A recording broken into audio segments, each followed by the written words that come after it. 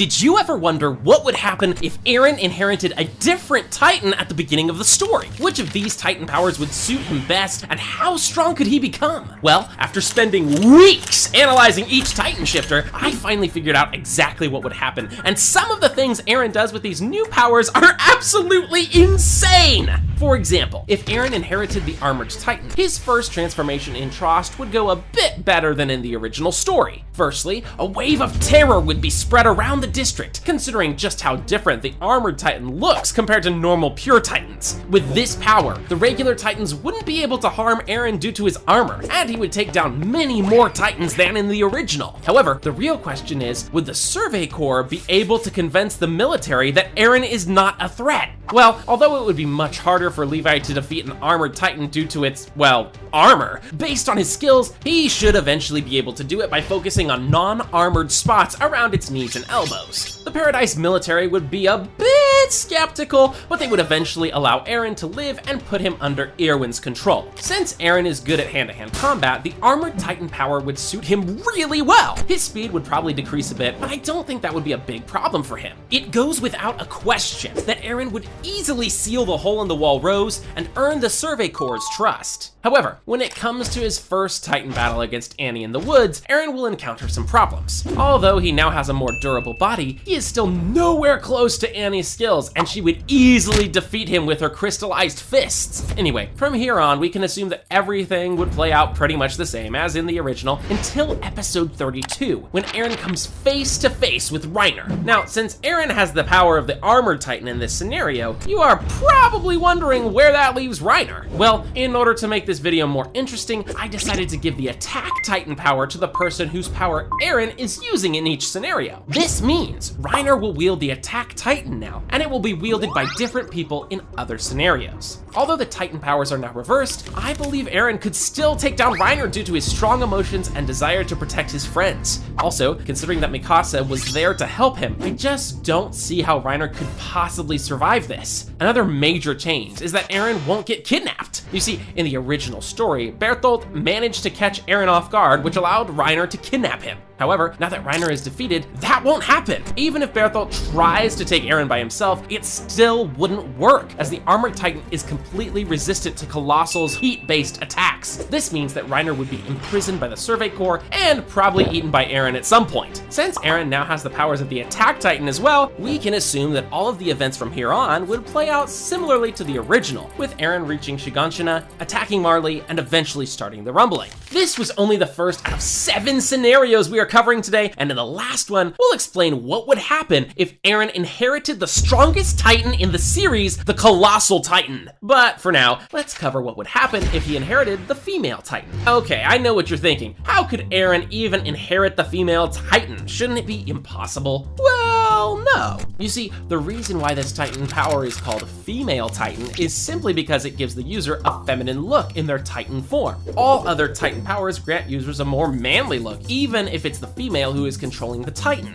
Take Peak as an example. Although she is a girl, her part Titan has a male body. Judging by this, if Eren was the one to inherit the female Titan power, his Titan form would definitely look more feminine, similar to Annie, just with black hair. Okay, now that we got that out of the way, how strong would Eren be in this form? The powers of the female Titan aren't as flashy and obvious as those of other Titans, but they shouldn't be underestimated at any cost. But before you get excited about seeing female Eren in battles against other Titan shifters, we first need to talk about what would happen when he first transforms. Initially, Eren would uncontrollably rampage through the district, killing a bunch of pure Titans. However, since Eren has no control over his powers at this point, he would probably scream out of rage. And you know what the female Titan scream does, right? It attracts all pure Titans in the vicinity. Not only does it attract the Titans, but it also makes them devour the female Titan. This would be a big problem for Eren, as there's no way he can fight against dozens of Titans at the same time. Even if some of the soldiers jump in to help, there's still no way they could defeat all the Titans. Just remember what happened when Annie did this in episode 20. The whole Survey Corps, including Levi, tried to protect her from incoming Titans, but it was impossible. So once Eren screams out of rage and attracts all the pure titans from the district, it's over for him and he'd be quickly devoured by a horde of titans.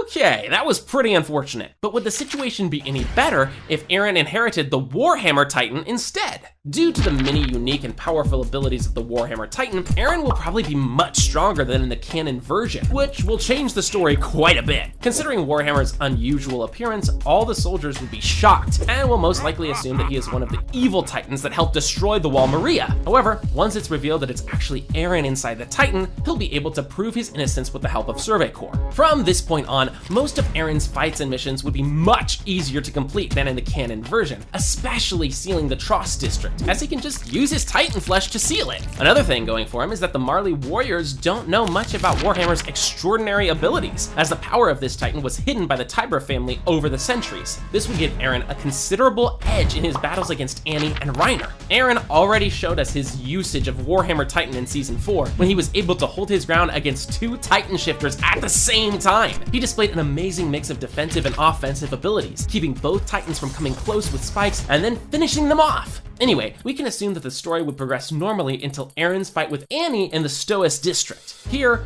instead of losing, like in every scenario we covered so far, he would win, surprising Annie with his unique weapons. The only real problem for Eren would be the battle against Colossal Titan in Shiganshina. I guess Eren could try to create some long-range weapons like crossbow or gun and target Colossal's nape, but it's really unlikely that this would work. In the end, he will have to follow Armin's plan and kill the Titan that way.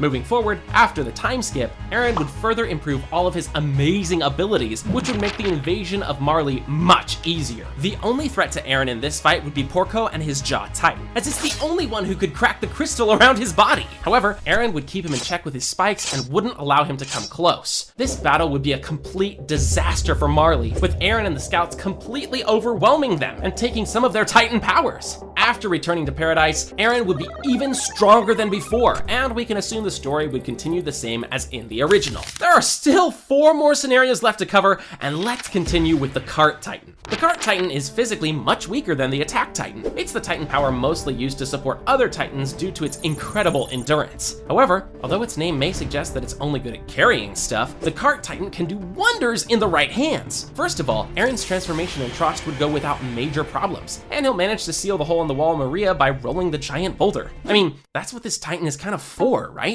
It's undoubtedly true that Eren would struggle significantly in the start as the Cart Titan, but with time, he'll get the hang of it. For example, he could make the Survey Corps expeditions outside the walls safer by carrying an entire battalion on his back. Another possibility is to put some kind of Thunder Spear artillery on his back, similar to what Marley did to Peak, so scouts could shoot Titans from range. I know the Paradise probably doesn't have the technology necessary for this, but it would be pretty cool to see. However, despite all of this, it would be foolish to think that Eren could take down Reiner or Bertholdt with this Titan power. Yes, he has endurance and speed, but offensively, it would be pretty much impossible for him to take down any of the other Titan shifters. So how far could Eren go with this power? Well, he would lose both of his fights against Annie in Season 1, but that's not really the problem, as scouts would still manage to capture her. Later on, he would use the Coordinate to defeat Reiner and Bertholdt, and in Shiganshina, he would defeat the Colossal Titan following Armin's plan. Now, even though Eren managed to achieve all of the same things as in the original story, it's important to mention that his Titan form didn't play a big role in these fights, and he often needed to rely on scouts and his friends in order to win. The reason I'm saying this is because when Eren eventually infiltrates Marley after the time skip, he'll be completely alone and will have to fight against Warhammer Titan all by himself. Even if he by some miracle manages to survive until the scouts arrive, let's not forget that Peak now has the power of the Attack Titan, and with her there's no way Eren is getting out of this battle alive. Despite giving his all, Eren just wasn't strong enough to win using the weak Cart Titan. But what if he had the mighty Beast Titan instead? How would things play out then? Throughout the series, Zeke has shown us many impressive abilities of the Beast Titan, like infecting people with his spinal fluid and using his roar to turn them into pure Titans. However, there's a catch. Zeke can only use these abilities because he is a descendant of the royal family, meaning that an average Beast Titan user like Eren wouldn't have access to these abilities. This would leave Eren with pretty much no powers other than strength and size. Also, his design would be completely different compared to Zeke, with Eren resembling a different animal, probably a wolf, as it would would fit his personality the best. Although Eren now looks different than in the original story, his powers are pretty much the same, as both the Beast and the Attack Titans grant the user only raw strength and no special abilities when it comes to combat. This ultimately means that the majority of Eren's battles would stay exactly the same as in the original, all the way to the second part of Season 4. Here's where everything changes. One big difference in this scenario is that Zeke has the Attack Titan power, which means he can foresee the future to a certain extent. Once he and Eren get into contact, he'll use his royal blood and Attack Titan power to manipulate the past, influencing Eren into going through with euthanation plan. This would be pretty easy for Zeke to do, as using his royal blood, he can choose in which memory he wants to go, and then using the Attack Titan, he can influence certain people to achieve whatever he wants. So in the end, everything will go smoothly, and Eren will help Zeke euthanize Eldian people, seeing it as the only way to protect them. Before we explain what would happen if Eren inherited the Colossal Titan at the beginning of the series, let's first quickly cover what would happen if he got the power of the Jaw Titan. Although the Jaw Titan isn't as strong as the Attack Titan when it comes to brute strength, it's much faster, which means that Eren's battles would go quite differently if he inherited this power. For example, during his fight with Annie, Eren would easily dodge most of her attacks by quickly jumping from tree to tree. Also, if he times his attack right, he might even be able to catch her off guard and injure her. Now, Annie is much more experienced than Eren at this point, so there's no way he could actually defeat her, but he would definitely put up a good fight. Anyway, the first major difference would occur at the end of Season 1, once Annie is defeated. Here, using the Jaw Titan, Eren would be able to break through Annie's crystal and devour her, acquiring the abilities of the female Titan. With 2 Titan powers this early on, Eren would easily defeat Reiner during their first battle, and with the help of the Survey Corps, he would chase the warriors off the island. It's important to mention that Ymir would have the power of the Attack Titan in this scenario, but this wouldn't really impact the story in any way, as she would just surrender herself to Marley in order to save Historia. Later on, the Attack Titan power would be transferred to Porco, but to be honest, this wouldn't really make a difference, as Eren is just too strong at this point with 2 different Titan powers. During the invasion of Marley, he would easily defeat the Warhammer Titan and immediately steal its powers using his strong jaws. Now with the Warhammer, female, jaw, and founding Titan on his side, Eren would absolutely obliterate Marley's forces. He would later start the rumbling, and the story will end similarly to the original. The Colossal Titan Eren. A lot of you probably think that Eren inheriting the Colossal Titan would be a huge advantage to him due to its incredible size and power, but that's not really the case. You see, the first time Eren transformed, he was completely out of control, rampaging through the entire district and killing every Titan he saw. Losing control during this time wasn't a big deal, but can you imagine what would happen if he lost control as the Colossal Titan? Right off the bat, Eren would blow up half of the district with his transformation, as he wouldn't be able to control it, killing most of his friends in the process. He would then continue rampaging throughout the district, killing not only Titans but civilians and soldiers as well, until he completely depletes his stamina. At that point, the Survey Corps would take him into custody. However, defending Eren in front of other Paradise Island officials would be pretty much impossible at this point, due to the inconceivable amount of damage he caused. Originally, Levi was confident enough that he would be able to handle Eren if he ever lost control again, but the same would not be the case here. Not only is the Colossal Titan incredibly huge, but his transformation would just kill everyone around him, even Levi. So, in the end, Eren would be executed by the Paradise Island military without even a chance to explain himself. Click on this video where we explain what would happen if Eren won at the end of the series and destroyed the entire world.